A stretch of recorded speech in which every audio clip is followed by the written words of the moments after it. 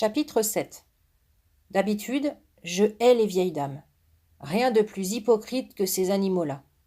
Tout miel avec nous, les enfants, caresses et hareux quand les parents les regardent. Mais dès qu'ils ont le dos tourné, elles se vengent de notre jeunesse. Elles nous pincent de leurs doigts décharnés de sorcières, nous piquent de leurs aiguilles à tricoter, ou, pire supplice, nous embrassent à tout bout de champ pour nous punir de sentir si bon et d'avoir la peau si douce. Mais celle qui me fut présentée ce jour-là, je l'ai aimée, dès le premier instant. Une maisonnette, comme on en voit des centaines au bord de toutes les plages, banale, blanche, un étage, 2 fenêtres et un balcon pour se saouler d'horizon.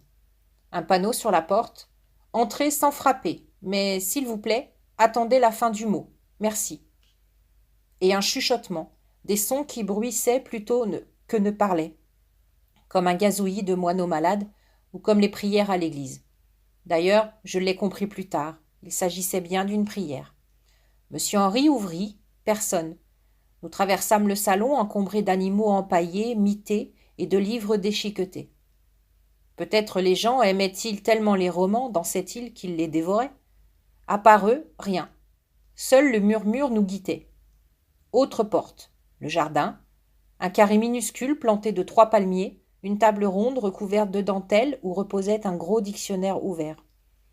Et, bien assis sur une chaise à très haut dossier, semblable à celle qu'on voit dans les châteaux, vêtue d'une robe blanche de fête, la personne la plus vieille que j'ai jamais rencontrée. Comprenez-moi, pas seulement ridée, mais crevassée, ravinée, creusée, de vrais canyons. Les yeux perdus sous d'invraisemblables plis et la bouche disparue au fond d'un trou. L'ensemble surmonté d'une crinière immaculée, la chevelure d'une lionne des neiges. Je n'osais imaginer le nombre d'années nécessaires pour sculpter ses sillons sur la peau et laver, relaver ses cheveux. Un ventilateur veillait sur cette antiquité. On aurait dit un chien, ce ventilateur. Son gros œil unique fixé sur sa maîtresse grondait sur commande. Échaudboulure. L'antiquité modulait les syllabes avec une douceur que je n'avais entendue nulle part. Une tendresse timide, elle articulait comme une amoureuse. C'est peut-être pour cela qu'elle avait choisi une robe de mariée. Pourquoi personne n'avait jamais prononcé ainsi mon prénom ? Comme le réclamait l'écriteau, nous attendîmes la fin du mot. Échaudboulure.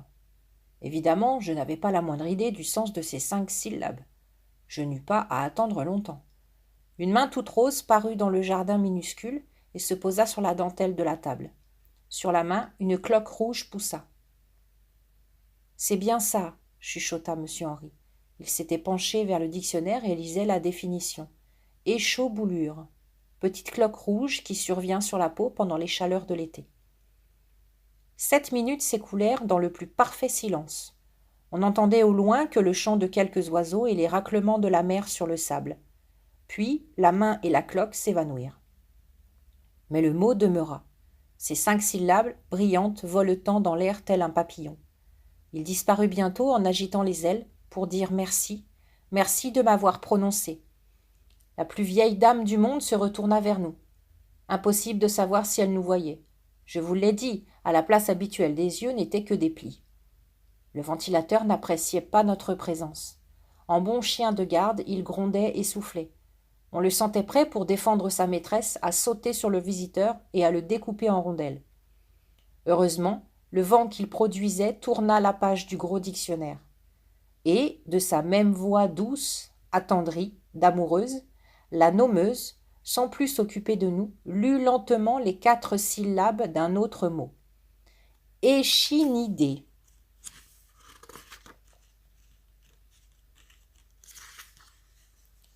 Une famille d'oursins à l'instant surgit sur la pelouse du jardin. « Vous avez compris mon travail ?» nous chuchota M. Henri. Elle redonne vie aux mots rares. Sans elle, ils disparaîtraient à jamais dans l'oubli. Nous sommes restés longtemps dans le petit jardin, fascinés par le spectacle de ces résurrections.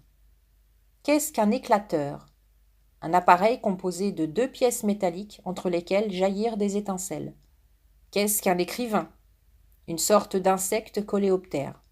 Il se posa sur une longue feuille d'acanthe et, pris d'une faim soudaine, y découpa des trous en forme de lettres. Oh, la joie de ces mots sortis de l'oubli. Ils s'étiraient, ils s'ébrouaient. Certains n'avaient pas dû voir le grand air depuis des siècles. Qu'est-ce qu'un livre éléphantin? Un livre aux pages d'ivoire. Que sont des embrassoirs? Des tenailles utilisées par le verrier pour saisir les pots où l'on fond le verre. La nuit tombait. Sur la pointe des pieds, nous avons quitté notre vieille amie. Chère nommeuse. Monsieur Henri avait les yeux attendris d'un enfant parlant de sa maman. Puisse-t-elle vivre 100 ans? Nous avons tant besoin d'elle. Nous devons la protéger de Nécrole. Voyant mon air angoissé, qui pouvait bien être ce Nécrole? Il me prit par l'épaule et me parla politique, comme une grande.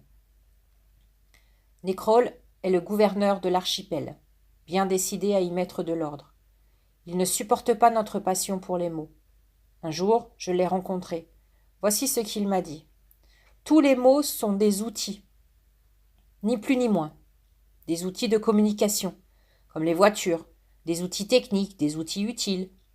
Quelle idée de les adorer comme des dieux! Est-ce qu'on adore un marteau ou des tenailles?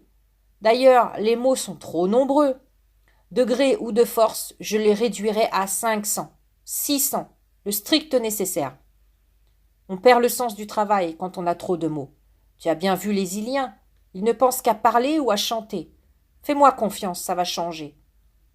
De temps en temps, il nous envoie des hélicoptères équipés de lance-flammes et fait brûler une bibliothèque. Je frissonnais. Voilà donc les fameux ennemis qui nous menaçaient. De colère, les doigts de monsieur Henri me serraient le cou, de plus en plus fort. Je me retenais de crier, j'avais presque mal. Ne te trompe pas, Nécrole n'est pas seul. Beaucoup pensent comme lui, surtout les hommes d'affaires, les banquiers, les économistes. La diversité des langues les gêne pour leur trafic. Ils détestent devoir payer des traducteurs. Et c'est vrai que si la vie se résume aux affaires, à l'argent, acheter et vendre, les mots rares ne sont pas très nécessaires. Mais ne t'inquiète pas, depuis le temps, on sait se protéger. Ainsi finit notre 3e journée sur l'île. Ainsi commença pour moi l'habitude d'une petite cérémonie qui ne m'a jamais apporté que du bonheur. Chaque dimanche soir, avant de m'endormir, je flâne quelques minutes au fond d'un dictionnaire. Je choisis un mot inconnu de moi. J'ai le choix. Quand je pense à tout ce que j'ignore, j'ai honte. Et je le prononce à haute voix avec amitié.